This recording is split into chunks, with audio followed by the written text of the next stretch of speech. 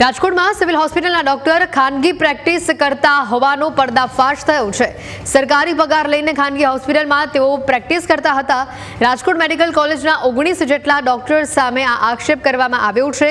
એક સામાજિક કાર્યકરે લખેલો પત્ર હવે વાયરલ થઈ રહ્યો છે। ખાનગી હોસ્પિટલની વેબસાઇટ પરથી ડોક્ટરના નામ પણ મળી આવ્યા છે। ખાનગીમાં પ્રેક્ટિસ કરવા ઉચ્ચ અધિકારીઓને તેઓ હપ્તા આપે છે। સરકારી પગારમાંથી 50% આપી ખાનગી પ્રેક્ટિસ કરતા હોવાનો અહીંયા આરોપ છે। ડીન અને સિવિલ અધિક્ષકની મીઠી નજર હેઠળ આ કૌભાંડ ચાલતું હોવાનો આક્ષેપ છે। ડોક્ટર ભારતી પટેલ અને મોનાલી માકડિયાની રહેમ નજર હેઠળ કૌભાંડનો આક્ષેપ કરવામાં આવ્યો છે। આ સમગ્ર મામલે તપાસ કમિટી બનાવવામાં આવી છે, જે તપાસ કરી રહી છે। ડોક્ટર ભારતી પટેલ નિયમ મુજબ સરકારી પ્રેક્ટિસના સમયે ખાનગીમાં પ્રેક્ટિસ કરી શકે નહીં તેવું પણ આ સૂચક નિવેદન સામે આવ્યું છે। સરકારી પગાર મેળવતા ડોક્ટરો ખાનગી હોસ્પિટલમાં પણ લાખોની કમાણી કરી રહ્યા છે। પત્રમાં ઓર્થોપેડિક, રેડિયોલોજિસ્ટ, પેથોલોજી, મેડિસિન્સ અને સર્જરી વિભાગના ડોક્ટર્સના નામનો ઉલ્લેખ કરવામાં આવ્યો હોવાની વિગતો છે।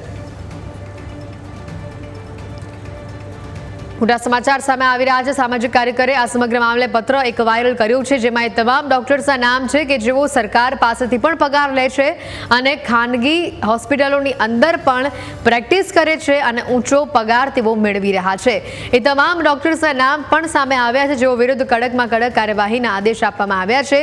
ડીન અને સિવિલ અધિક્ષકની મીઠી નજર હેઠળ આ કૌભાંડ ચાલતું હોવાનો પણ આરોપ લગાવવામાં આવ્યો છે। વધુ માહિતી મેળવીશું। સંવાદદાતા ઋષિ જોડાયા છે ફોન લાઈન ઉપર। ઋષિ, આખો આજે ઘટનાક્રમ સામે આવ્યો છે। સામાજિક કાર્યકર દ્વારા જે નામો જાહેર કરવામાં આવ્યા છે, આખી ઘટના પરથી જે પડદો ઉચકવામાં આવ્યો છે, આ કેટલું યોગ્ય અને હવે કેવી કડક કાર્યવાહી તેઓના વિરુદ્ધ થશે? હાલ સરકારી મેડિકલ કોલેજના 19 જેટલા ડોક્ટરો છે તે પગાર સરકારનો લે છે અને પ્રેક્ટિસ ખાનગી હોસ્પિટલમાં કરે છે તેવો પત્ર એક એક્ટિવિસ્ટ છે ડોક્ટર દોશી તેને વાયરલ કરતા ખળભળાટ મચ્યો છે। સમગ્ર ઘટનાની વાત કરવામાં આવે તો આ 19 ડોક્ટર લાખો રૂપિયા સરકારના તો લે છે, પરંતુ ખાનગી હોસ્પિટલમાં તેઓ પ્રેક્ટિસ કરીને સરકારના રૂપિયા તો અત્યારે ગળી જાય છે, પણ સાથે સિવિલ હોસ્પિટલના અમુક સત્તાધીશોને 50% પગારમાં સેટિંગ પણ કરતા હોવાનો ખળભળાટ આ લેટરમાં તેમણે ઉલ્લેખ કર્યો છે।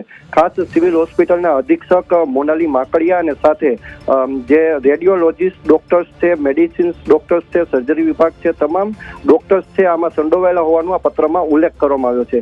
સમગ્ર ઘટનામાં મેડિકલ કોલેજના ડીન ડોક્ટર ભારતી પટેલે તપાસના આદેશ આપ્યા છે। એક બાયોમેટ્રિક તેમની હાજરી હોય છે ડોક્ટર્સની, એ પણ ચકાસવામાં આવશે અને જો ખરેખર બાયોમેટ્રિક પણ જે ખોટા ફિંગરપ્રિન્ટના આધારે જો કરતા હોય તો એ મામલે પણ તપાસ કરવામાં આવશે, એ વાત સ્પષ્ટ છે। પરંતુ મેડિકલ ક્ષેત્રનું આ સૌથી મોટું કૌભાંડ કહેવાય। એક તરફ ગરીબોના રૂપિયા આ મસ્ત મોટા જે જાડી ચામડીના ડોક્ટર્સ છે તે ખાઈ જતા હોય છે અને તેનું કૌભાંડ અત્યારે એક એક્ટિવિસ્ટે બહાર પાડ્યું છે અને સમગ્ર મામલે તપાસના જ્યારે આદેશ આપ્યા છે ત્યારે રાજ્ય સરકારે પણ સમગ્ર મામલે ગંભીર નોંધ લીધી છે અને વધુ તપાસ પણ આગળ ધરાશે। જી આભાર વિગતો બદલ।